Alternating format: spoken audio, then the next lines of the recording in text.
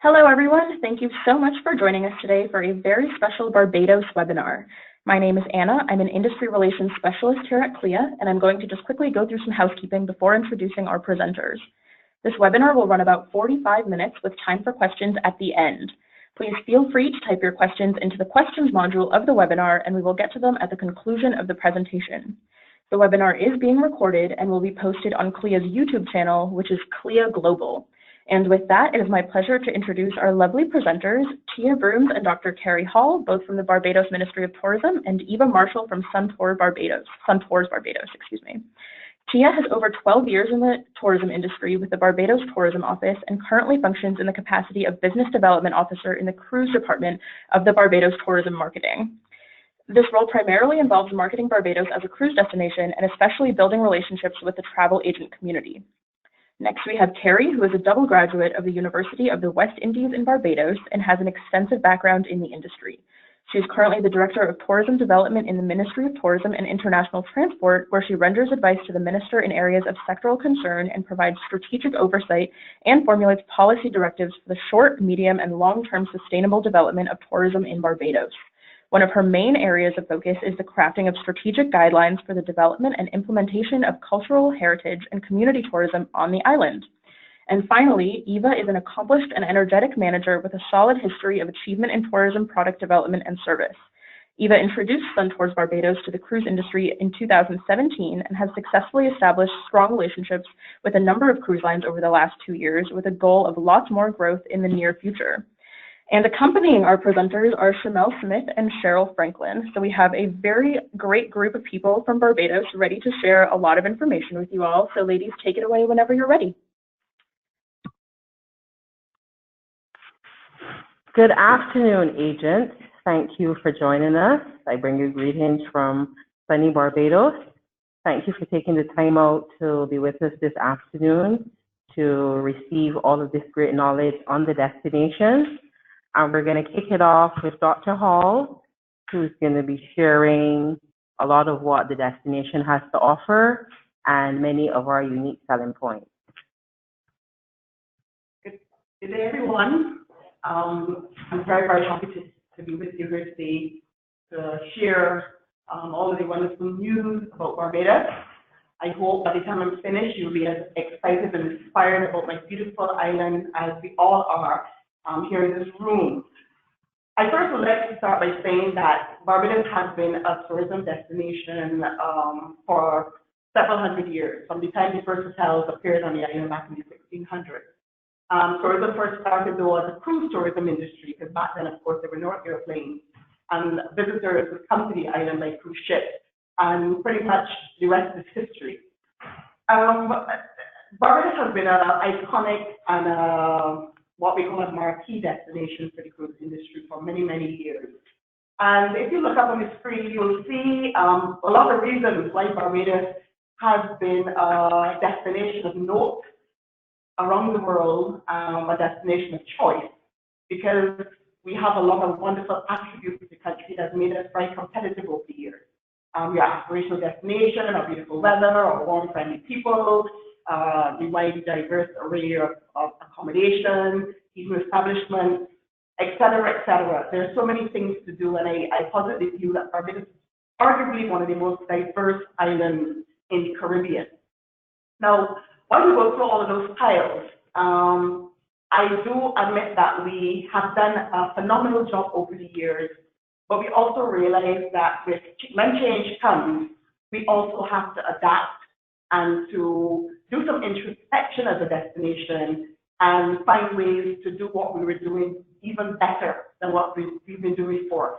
And there are several reasons for that. We know, for instance, that the cruise industry has been calling for more differentiation between the islands of the Caribbean to highlight their unique attributes and for more diversification of the product offering to also showcase the cultural heritage and other authentic components amongst the islands. I actually did a survey, a CTO cruise survey about 7 years ago, and one of the areas that came out was the visitors to the islands actually said, and it concerned me a great deal, that One, you go to one island, you've been there, you've seen one, you've seen them all, or you've been there, done that. And we do believe there's so much more to this wonderful region of ours, and specifically Barbados, that we need to do a better job of telling our story and showcasing the total Barbadian experience. So as I said, even though we are an iconic marquee destination, we realize there's several things that are currently occurring in the region, in the industry, that we will have to make adjustments to be more competitive and to deliver on the expectations of the modern day traveler. We know for sure that we're no longer dealing with a homogeneous market. We find that it's a very heterogeneous market where we're now dealing with millennials, there are boomers. One of the major trends in the industry now are single travelers, particularly females, and we're calling that the feminization of travel. We have the double income, no kids, the special interest visitors who are looking for more customized, personalized types of experiences. And last but not least, the families and multi-generational market, which also is a major trend that is proliferating right now, where we find that from 6 to 60, no longer are kids screaming and talking about going to vacation with their parents or their families. You're finding from toddlers right now to the great-grandparents are traveling together. And destinations now have to reconfigure their business models in order to accommodate to these new travelers and to exceed the expectations. So there is a new traveler driving a new tourism that we understand, or just realize that we have to now make the adjustments in terms of refreshing our product offerings to deliver on what these new travelers are looking for. And what are they looking for? They're looking for, we're stuck here, sorry. A little bit of a glitch. Sorry, our system is lagging a bit. What are new travelers looking for? We know they're looking for more things to do. They're looking definitely for more than a beach. They want cultural and community immersion. They want to live like a local. They want unique, memorable, off the beaten path, water lifestyle experiences. They want value for money. They are more sight doers now than sightseers, so there's experiential experiences. They want educational activities, and they also want to give back. So if Barbados is going to remain relevant, particularly to our cruise passengers and the cruise visitors, or just travelers in general, because whether you're land-based or cruise, they're looking for the same thing, we now have to deliver on these expectations. And that's exactly what Barbados is doing. What we are doing is, as you said, you're calling for more diversification and differentiation, and that's exactly what we're doing. We know for sure that for years we have showcased our wonderful beaches and our natural assets, and we realize that there's so much more to Barbados than just sand and sun. Why? Because you could go anywhere in the world and get sand and sun. And if we are to differentiate ourselves and set ourselves from the rest of the world in order to remain competitive, we too must diversify. So there's several different areas that we are currently looking at. Cultural heritage, or rich culture and heritage, or culinary components, community tourism, health and wellness, which is one of the fastest growing niche areas right now. Health and wellness growing faster, twice as fast as the tourism industry is growing. Adventure tourism, ecotourism, and we're also looking at emerging niche areas, voluntourism, which of course the more sustainable and modern day traveler is looking for, and genealogy tourism as well. And I'll tell you a little bit more about the genealogy and why we're looking at that as we go forward. Now, it's not just about sand and sun, it's about telling the entire story of this country. And telling the story is showcasing all components and all aspects of it that will make visitors look at Barbados with fresh eyes and understand that they need to get off those beaches. Even though we want you to enjoy our beautiful beaches and our crystal clear waters, we also want you to immerse yourselves in the heart and soul of our beautiful nation. So, along with our beaches, we also have wonderful art galleries on the island. We have some very talented artists. We have over a dozen museums on the island as well. Little known fact, we have phenomenal farmers markets where you could go and shop fresh produce and different arts and crafts and different artisanal products and services. We have beautiful great houses. We have one of the most extensive collection of coral stone great houses, Georgian style structures from back in the 18th and 19th century. We have rum shops, They actually used to say that when the Spanish settled the colony, the first thing they did was build a church. When the Dutch settled the colony, the first thing they did was build a fort. But they say when the British settled the colony, the first thing they did was erect a tavern or drinking house. And that will, if you go further, and as you know, Barbados invented rum, so you will come to Barbados and find these little quaint watering holes scattered all around the island. They say on every corner there's a rum shop, and across the road from the rum shop there is a church. And that speaks very well to the whole culture of Barbados. When you pass our rum shops now, there are more visitors in Barbadian rum shops than even locals. They are such a phenomenal tourist attraction. They play a real critical role in the communities of this island. The Channel House is also a very interesting component. When slavery ended back in the 1800s, and they moved off the plantation, they came up with this ingenious invention, the Channel House. And the reason why it's a chattel house, because chattel means it's a movable object. So they could erect these houses and then take them down and put them on the back of a wagon and move them to another location. So this is also there all over Barbados. Visitors are enamored by them because they're beautiful little houses with gingerbread trimming. That is also a part of our rich history and our traditions on the island. We also find that we have beautiful historic churches. We have phenomenal gardens. Barbados has beautiful gardens.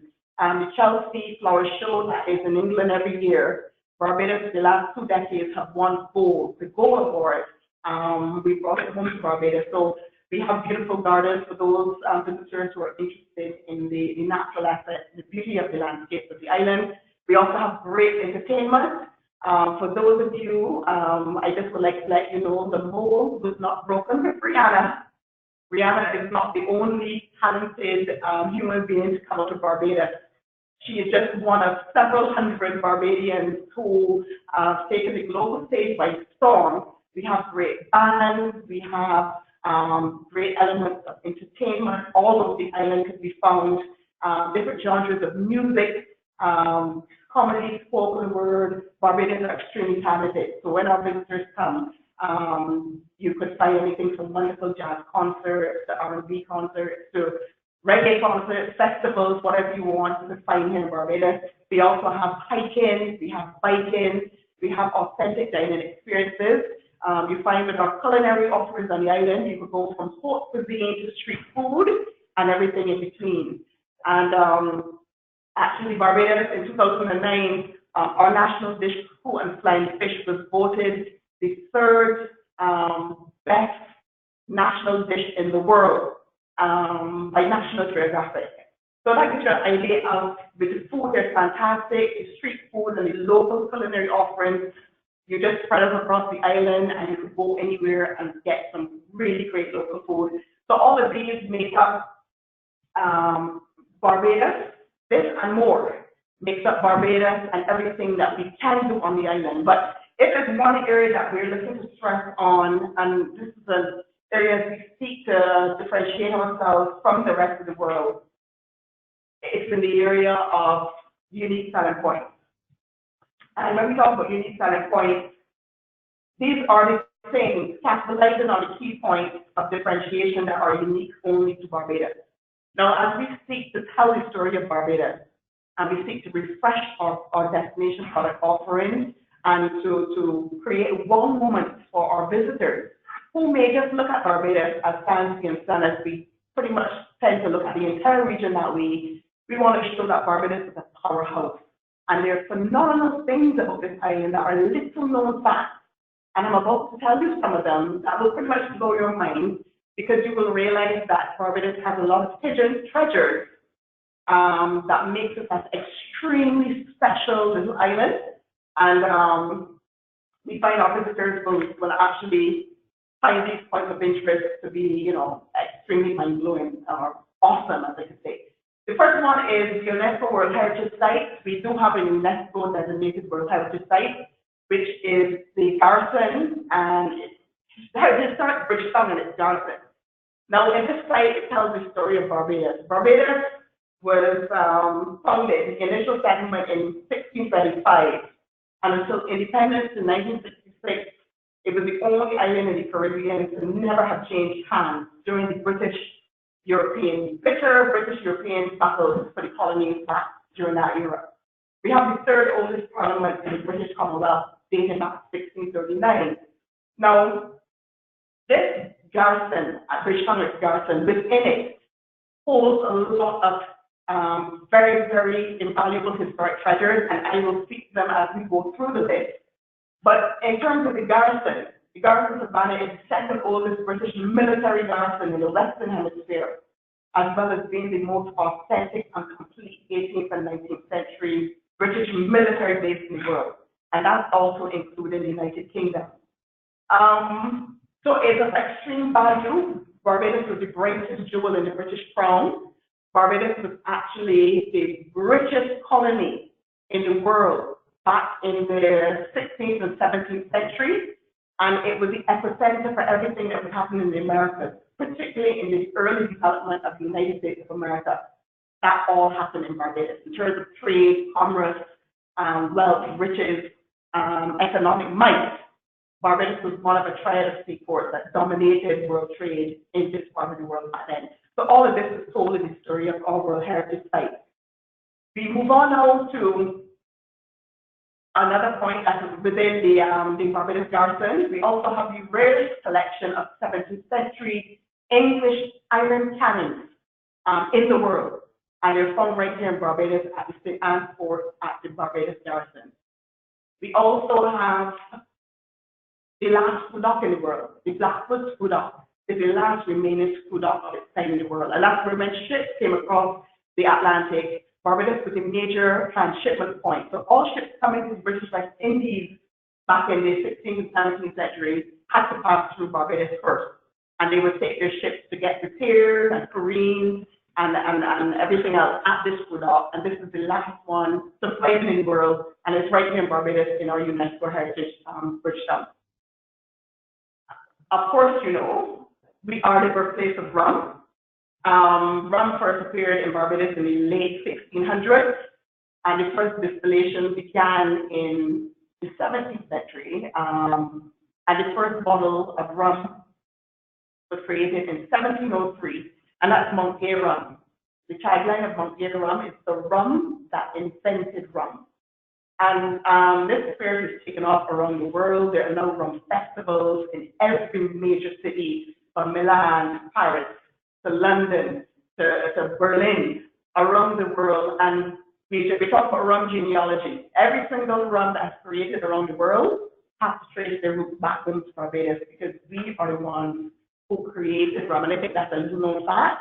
And that's something that we are taking ownership of and I'm very proud of as we move on. So for all of you who come to Barbados, you can't come to Barbados unless you have a good glass of Bajan rum or at least a rum punch, if you can't handle the hard stuff.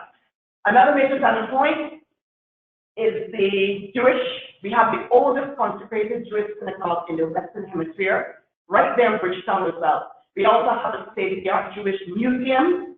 They recently discovered a mitzvah, which is is a beautiful, beautiful structure, and we have a Jewish cemetery there as well. The Jews actually are the ones who brought sugar technology to Barbados. The Jews fled from Portugal to Holland, and then from Holland to northeast Brazil, and then they fled on to Barbados, and they brought sugar technology. They brought the whole windmill technology. At one point in Barbados' history, there were over 500 windmills on this little island. The only other place around the world that had more windmills per square mile than Barbados was Holland. And Barbados created its own form of Carlstone windmills, similar to the ones in Holland. So the Jews played a very phenomenal role in terms of creating Barbadian history, of making Barbados the richest colony in the world, of making Britain one of the major, getting money from Barbados would have made Britain a superpower globally, and they went on to conquer the world. But our Jewish heritage, and we have a very, very, very rich Jewish heritage in Barbados. And that is something we're seeking to capitalize and also to tell the world about as well. We also have the oldest Anglican Episcopal Theological Seminary in the Western Hemisphere in Codrington College. It's a beautiful sanctuary up there in St. John. And early back in the 18th century, there was a form of education tourism where people came to Barbados to go to this college to study to be priests. So this is the oldest one in the Western Hemisphere, and it is a beautiful, beautiful historic structure as well. We also have St. Nicholas Abbey and Drax Hall. There are 3 Jacobean style mansions in the Western Hemisphere. The Jacobean style is a Dutch architecture. You can look at the Dutch gables and the coins on this structure you see before you. There's another one in Barbados called Drax Hall, which still remains in the hands of the original owners, the Drax family, for the last 300 odd years. Actually, the gentleman Draxes who bought sugarcane to Barbados from northeast Brazil with the Jews. There are 3 remaining in the Western Hemisphere. One is in Virginia. The other 2 reside here in Barbados. Beautiful mansions that have withstood the test of time, and as you can see, this is the border structure at St. Nicholas Abbey. You could go there and have a tour. There's an old film that you could see that was shot in the 1930s, so it gives you a good insight into how it was in Barbados back then. You do rum tasting, you go and watch the sugarcane being crushed. It's really a wonderful experiential and educational experience. It's one of the best attractions on the island, and it's in this historic and very beautiful mansion. We also have George Washington House. Little known fact, the only place outside of the continental United States which George Washington was visited was actually Barbados. He made one visit as a 19-year-old young man. Barbados was actually a health and wellness destination from back then. They came in 1751. His brother Lawrence was suffering from tuberculosis, and George brought him here. You found that back in those days, anyone who suffered from pulmonary diseases, diseases of the lungs, you came to Barbados. Barbados was known that anybody coming from England, Europe, the States will sail down to Barbados and try to be healed with the sunshine, the bracing, healthy ozone of the trade winds. And George Washington brought his brother. George Washington so loved Barbados. He learned so much because when he came here, they considered him to be a little bit of a country bumpkin and a youngster. But by being introduced to the sophisticated Barbadian society, the military installations, the different generals, and to see Barbados, which would have been quite, even though we were a very small island back then, a very sophisticated society. When George left Barbados, he left here a more worldly individual, and instead his experience in Barbados served him well for the rest of his life. While he was here in Barbados, he fought smallpox.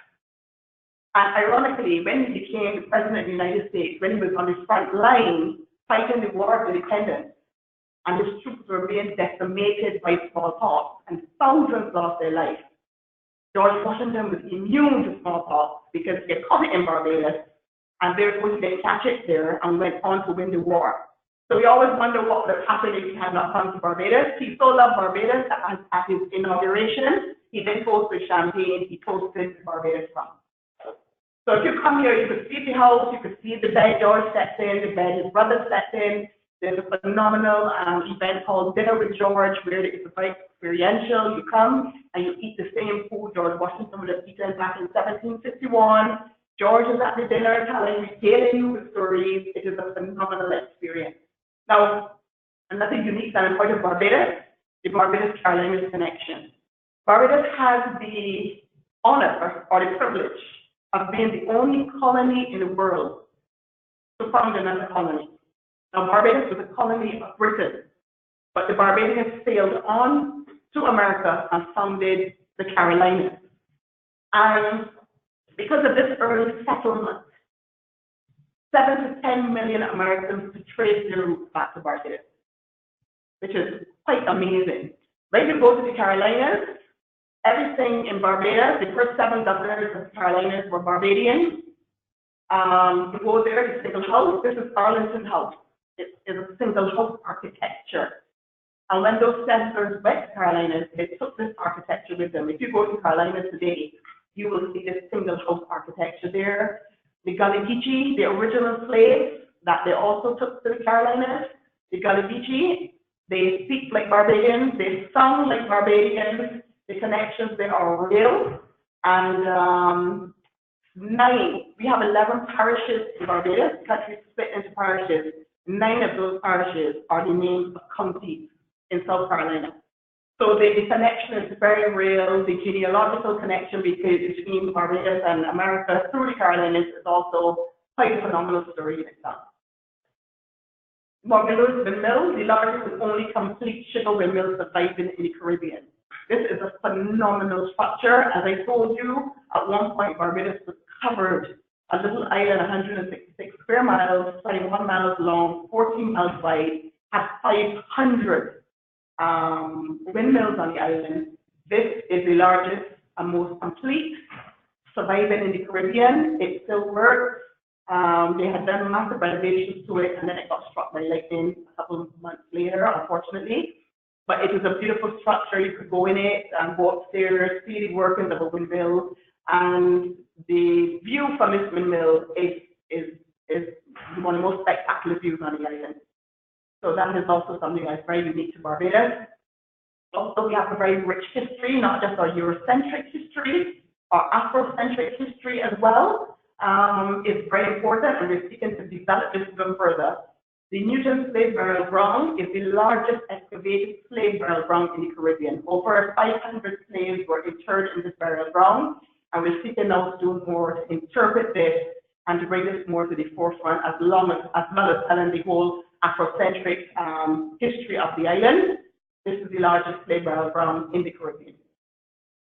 The Chapel House I told you is indigenous to Barbados. This is another beautiful one. I gave you a little bit of history of that before. The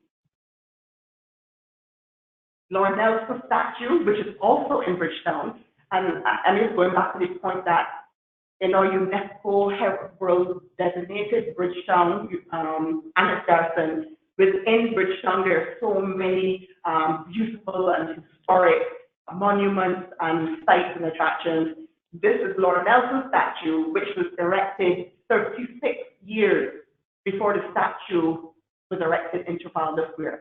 Now, there's a huge statue in Trafalgar Square. It is quite high up and very tall, but we just want to let you know that even before they put that in Trafalgar Square, the Barbadians had erected our own Nelson statue right there in Bridgetown.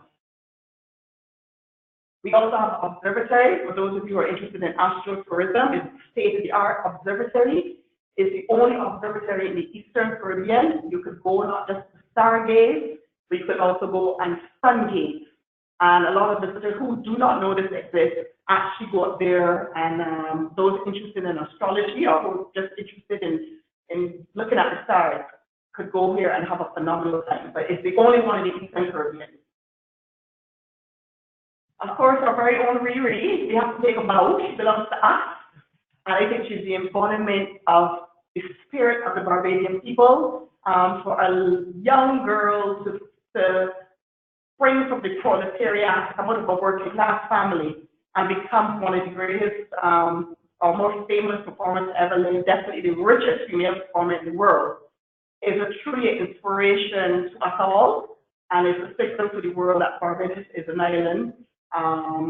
Small in stature, the size of a mouse, but the heart of a lion, and we consider Barbados to be the mouse that roars. And Rihanna is the embodiment or the perfect representation of the Barbadian people and what our contribution is to the world and what the possibilities are endless. And also, Rihanna Drive, the government actually named the little road, the gap that she grew up in, Rihanna Drive, and you could actually go there and see the house, little house that Rihanna was grown up in. You would speak to some of the individuals who would have babysat Rihanna, who would have known her from a little girl, and they could regale you with stories about Rihanna. And I must tell you, of all the tourist attractions in Barbados, organically, this tourist attraction is the one that has the most visitors. Thousands of people, particularly the tourist season. They get off the ship, they either walk over, because it's within walking distance of the port, or they get the taxi drivers to take them. Thousands of people go through that gap, stop and take a picture in front of Rihanna's house. And right now there are talks about doing a Rihanna museum, And that is something that definitely has to come to fruition as we celebrate and honor our most celebrated daughter of our soil. I don't know if you know about cricket. Our colonial masters, the British, this was one of the traditions they left with us, and we ended up beating them at their own game. We were a little bit on shaky ground right now, for those of you who may know of the game of cricket, but at one point we dominated the world in cricket. And this gentleman here is the greatest. He finished playing cricket about 40, 50 years ago, and he's still the greatest all-rounder of all time. The best cricketer on Earth or Mars, they say, whoever lived, is actually a Barbadian. So he has also been an inspiration to us to show that size doesn't matter. Once you have willpower, once you're inspired and you're motivated and you have self-belief, even though we come from a tiny island, there's nothing we can do. So these two figures who have conquered the earth, have been an inspiration to us, as I said, and have shown the world that Barbados is definitely a destination with a difference. There's something called road tennis. We also are quite innovative on the island. We invented this game. I think it's probably two people who just didn't have a table tennis board and just decided, look, we're going to take this out into the streets. So they went out into the streets and drew a table tennis board in the road, and voila, a new sport was born. And it is a fantastic sport. I think it now reached China. Tourists, busloads of tourists are now turning up at our road tennis tournaments around the island. And it is a very, very fun sport. As I said, it's just like playing table tennis, but in the road. The sport is not as big as a lawn tennis court, but it is a game that was invented in Barbados, indigenous, and speaks to the innovativeness of our people. Last but not least, as I said, Barbados, of course, beautiful island, beautiful natural assets, but so much more to the beach. We have so much to offer the world. As I just said, I just pointed out some of the most fascinating. One of the things I forgot to tell you is the grapefruit was also invented in Barbados. George Washington spoke about it in his letter. He called it the forbidden fruit. So we actually invented the grapefruit here in Barbados as well. But our most precious assets are definitely the Barbadian people.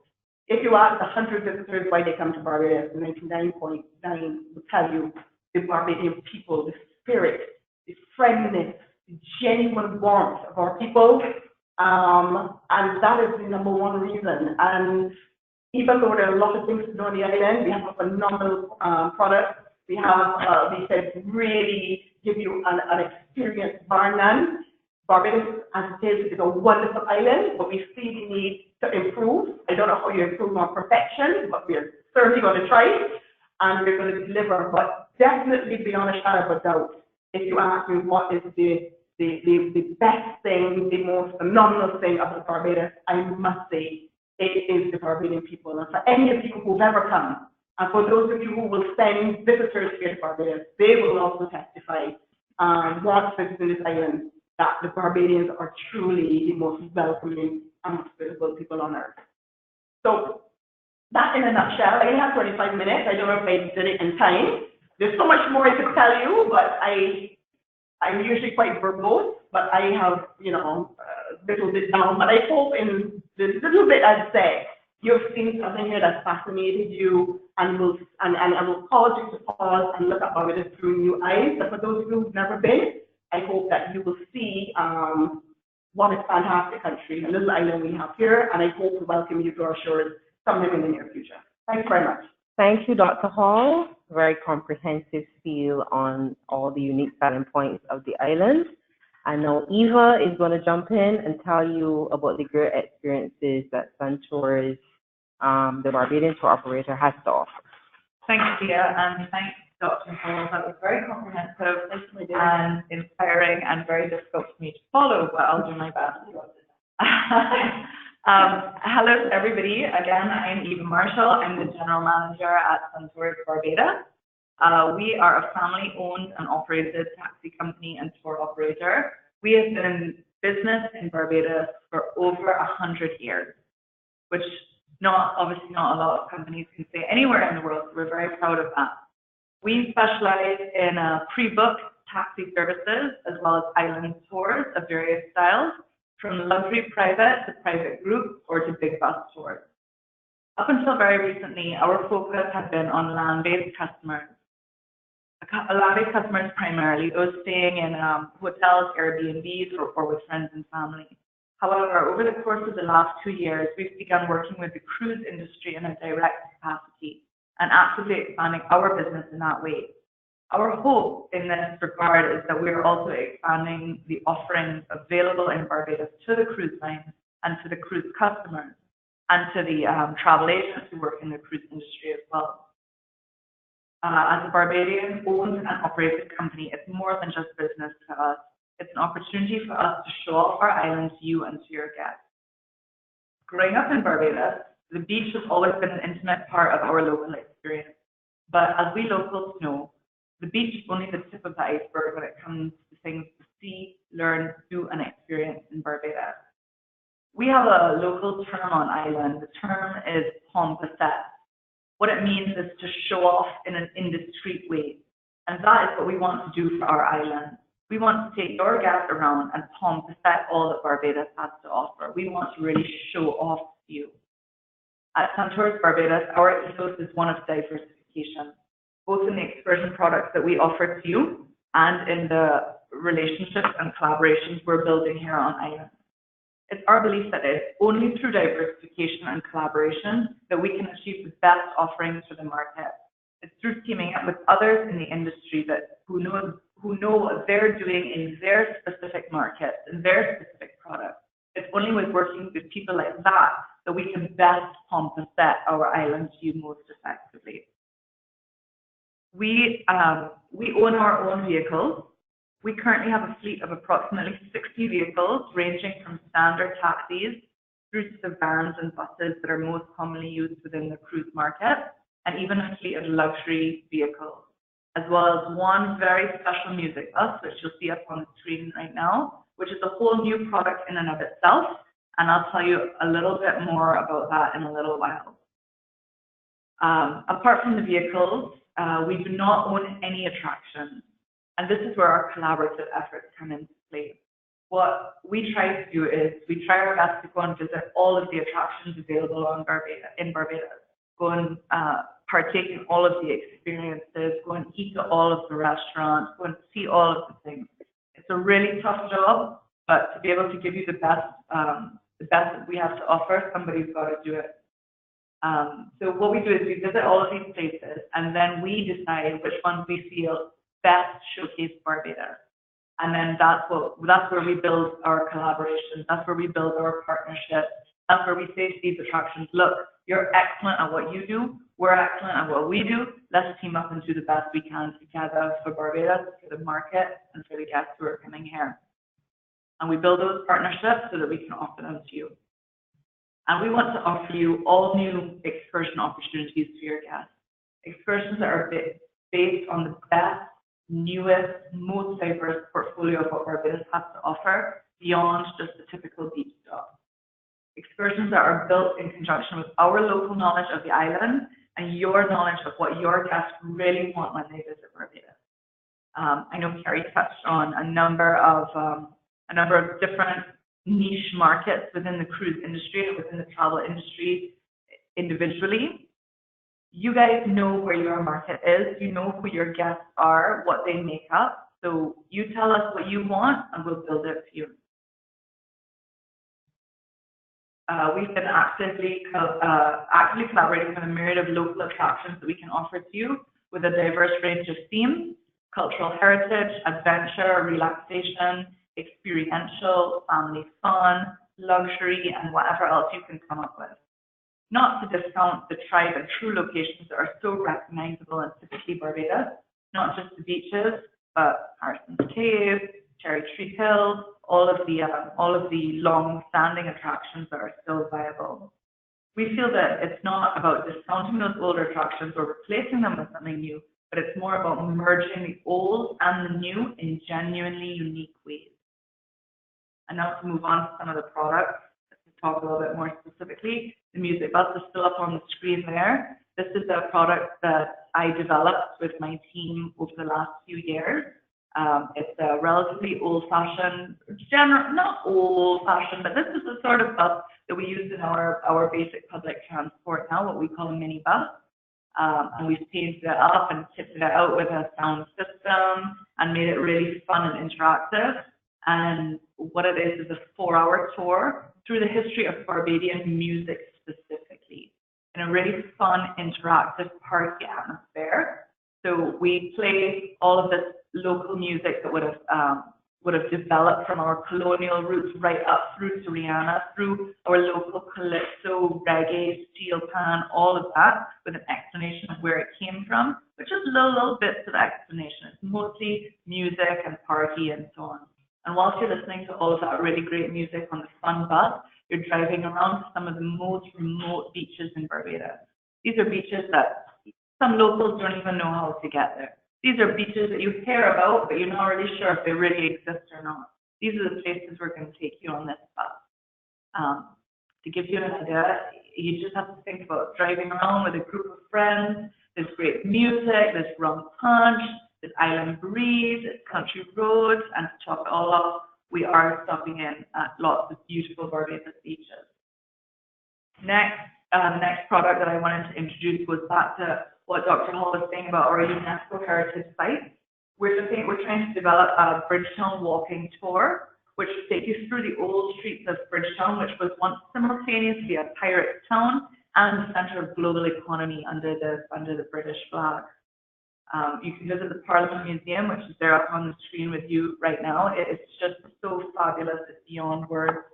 The synagogue, which Dr. Hall mentioned, is the oldest in the Western Hemisphere, and the Jewish Museum, which is just so profound, and a number of other architecturally and historically interesting sites, including just walking around the little old streets in Bridgetown that really haven't changed all that much since the English were here. But now, instead of housing people and colonial soldiers and so on, they're now homes to shops and captains of industry and so on in Barbados.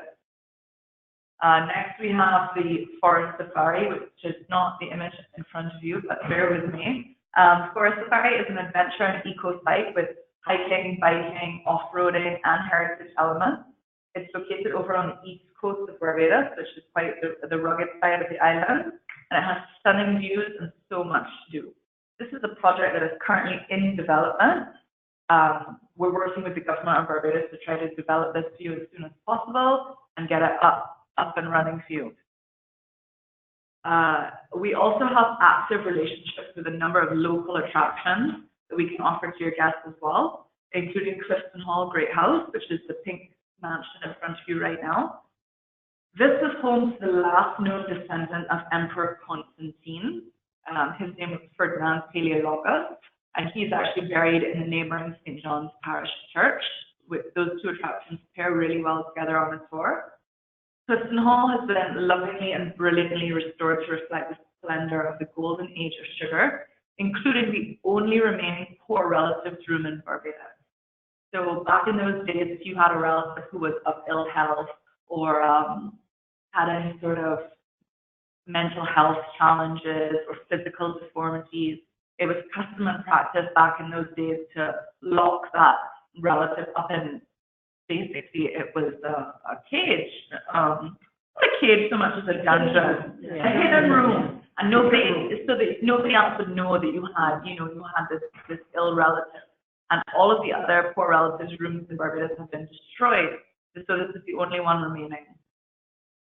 When you go to Clifton Hall, you can take a tour and explore the history of that unique period of time, including the architecture of the house itself, the craftsmanship that originally went into the property and then was so lovingly recreated to bring the property back up to standard, as well as all of the details of the antiques found therein.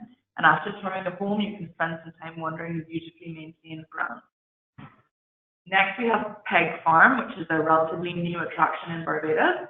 It's a biodynamic farm which has adopted a new spiritual scientific approach to agriculture, which acknowledges nature's cosmic intelligence. So through the interconnected benefits of the animals and the plants together, Peg has created a renewable farming practice.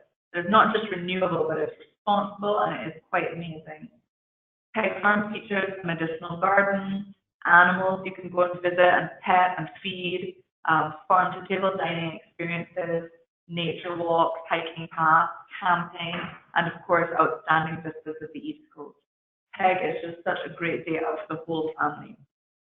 We also have a Agape chocolate factory where local gourmet chocolate is made.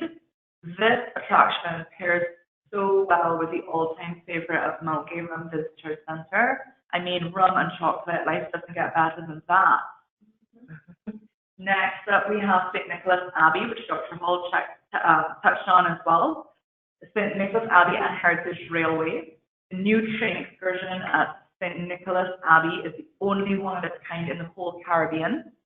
So Barbados would have had a train that went around the whole island back in the 17th century, 1700s, or 19th century.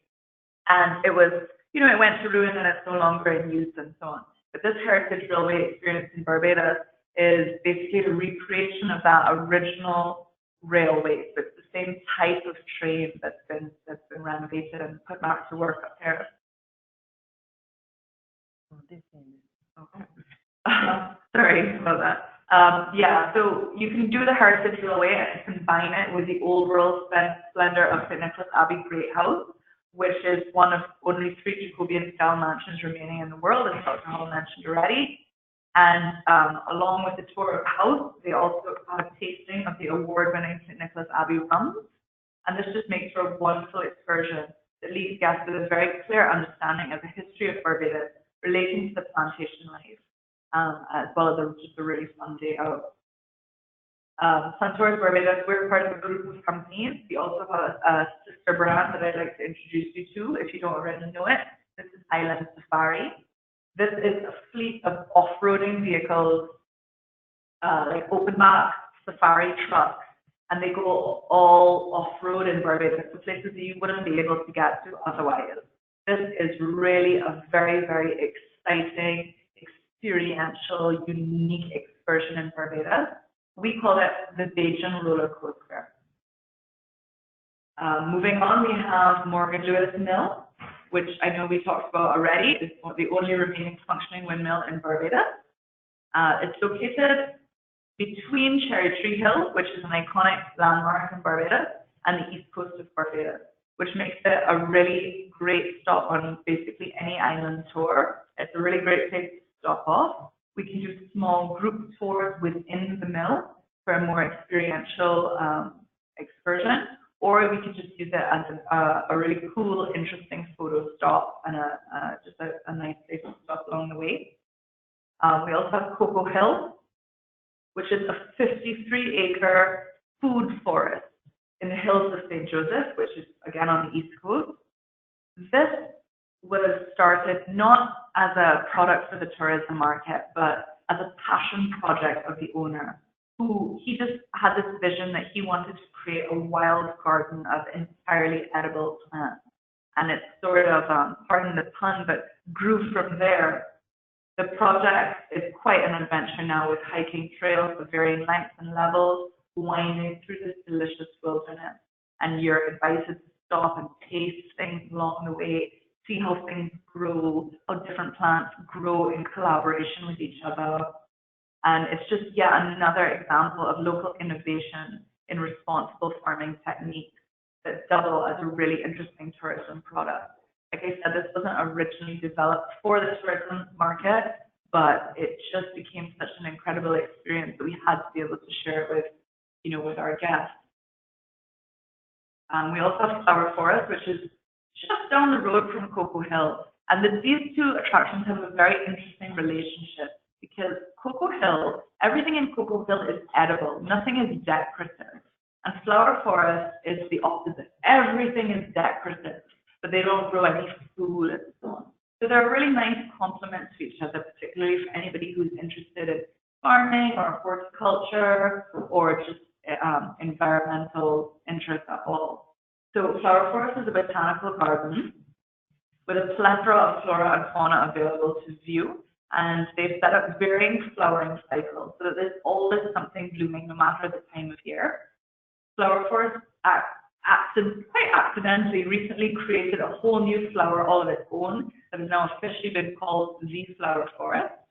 And it's a great site for the whole family. It has lots of like little hidden away side paths that are just so fun for the kids to explore and play hide and seek and that sort of thing.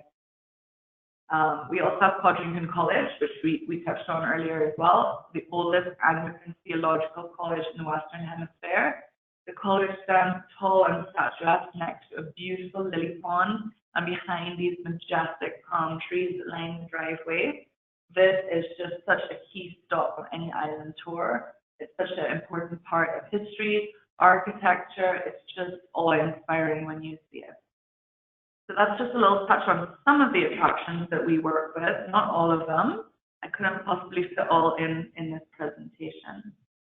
And what we do at Suntours is we build customized packages for your guests so that we can offer you unique ways of seeing what Barbados has to offer beyond just the white sandy beaches. Where we start is we start with what we call our signatours. That's a set of 6 preset island tours that cover all the major bases, including but not limited to Harrison's Cave, Mount Gate, St. Nicholas Abbey, all of the big ticket items. So those are our 6 signature tours that sort of touch all the big important ones. And then we have another option that we call our Go As You Please option, which for one-off groups or small specialty groups is a totally customizable option where the guests can come to us and say, look, it's 10 of us and we want to spend 6 hours and we don't want it to cost more than whatever the budget, the size of the group, the requirements, what their interests are, and together with the customer or with the travel agent, we can build customized tours that suit that specific group's needs and wants. And then further to that, we can partner with you or with anybody and offer preset customized tours. So you can come to us and say, look, we want to be able to offer a tour that's unique to our brand. We can build that for you, and you then have that unique tour that is not being sold to anybody else, that you can say, this is our tour that we offer our guests in Barbados. And then we can operate that for you here. Of course, as Dr. Hall mentioned, the most important part and the key element of Barbados that makes us so outstanding is our people. And for us as a company, that comes down to our staff and our team. Our drivers and guides are extremely knowledgeable and entertaining. Our training programs are ongoing in customer service as well as in first aid and CPR. And we do constant buddy training exercises where our more experienced tour guides continuously train our new tour guides on an ongoing basis so that it's always being refreshed and you're always having that experience with a more experienced tour guide and you're learning from your friends and colleagues. We are in contact with our drivers and with our fleet at all times. All of our vehicles are hooked up to GPS so we can see where they are, and we have clear and simple plans for any eventuality or any accident which may occur. We have a full in-office team to handle all reservations, special requests, accounting and administrative tasks. And we have a team of on-site dispatchers based both at the airport and at the seaport on demand. And we have full-time dispatch in office. We also have a smaller group of in-office team who are on call 24/7 so that no matter what time of day or night you need something, we're available for you. With our local knowledge of the island, our large and reliable fleet, our office team, our relationships with countless local specialists, we are the best company to fulfill your needs in Barbados and to introduce you to our true island beyond just the beach. And we really hope to see you all here in Barbados very soon and hope that we can set our island to you. Thank you so much for your time. Thank you for that wonderful detail of all that you have to offer, Eva. Anna, so I'll hand back over to you at this point for any questions. Perfect. We do have some questions coming in. Lori and Dana are both wondering how the destination is for special needs. Are there many sites that are available and accessible by wheelchair, especially by power wheelchairs? All right, I'll let Eva answer. Or okay, Dr. Hall is going to answer that question for us. Yes, we have to have a program in Barbados called Fully Accessible Barbados, where we have it started years ago in terms of certifying businesses that comply with the standards of accessibility. There are some, there is the comfortably disabled, who actually you could rent different chairs if you want to go on the beach, those beach chairs that actually go in the water. You can get vans that are equipped to facilitate wheelchairs, etc. There's some areas, of course, with like sidewalks which may be a little tricky, but a lot of businesses do have ramps and accessible bathrooms, accessible parking. So yes, there is accommodation made on the island. There are some areas that we have to improve in, but we definitely have come a long way comparatively speaking to several other destinations. And that's an area of major focus for Barbados, of improving the product in that area. But yes, we do have accommodations for the accessible, disabled market. Okay, perfect. And then we do have a few agents wondering what your contact information is and if they want any more information from you, how they would get in touch from all of you in the room. So we can share, I could share everybody's email with you, Anna, and then you could distribute to them. Could we do it that way? Yep, that is perfect. And then our next question is from Richard, who is wondering if there's a website to become a Barbados specialist. Absolutely. So it's posted on Travel Agent University, and you take the Barbados course. It's about 20 minutes. And at the end of the course, we will mail you the certificate. And that way you can log in and record your bookings. There are lots of support for becoming a specialist. If you have events at your agency and you need support from us, whether it be collateral or marketing support, you get selected for FAMs throughout the year. You're listed on the website. So lots of great benefits for becoming a specialist. If he can share his email with you, I could send him the link and also the list of benefits for becoming a specialist. Okay, perfect. Our next question is from Leela, who is wondering when the best time to visit the island is when it's not overcrowded. I'll let Eva answer that question. Okay, so our high season runs sort of November to April.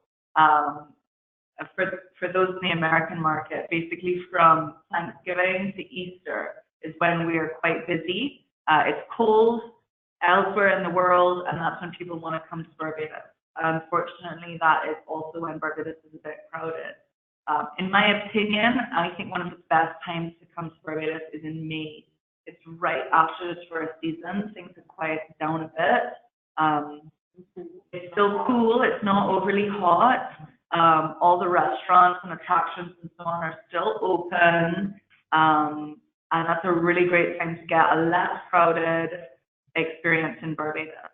Of course, there's also crop over, which is the full length of July, culminating with Kuduman Day, which is the first Monday in August, which is a fantastic time to be in Barbados. If you're young and you want to party and you want to meet Rihanna on the road, dressed in barely anything but beads and feathers, that's a great time to be in Barbados as well, but it is very, very crowded then. So I would say if you want to party, come in July and August. If you want to get away from the crowds and it not be too hot, May would be my recommendation. Okay, perfect. And it looks like that was our last question, which is perfect because we are coming up on the hour. Thank you all so much for all of that wonderful information. Thank you everyone for joining us, and I hope you have a fantastic rest of your week. Bye. Thank you as well. It was a pleasure having you all.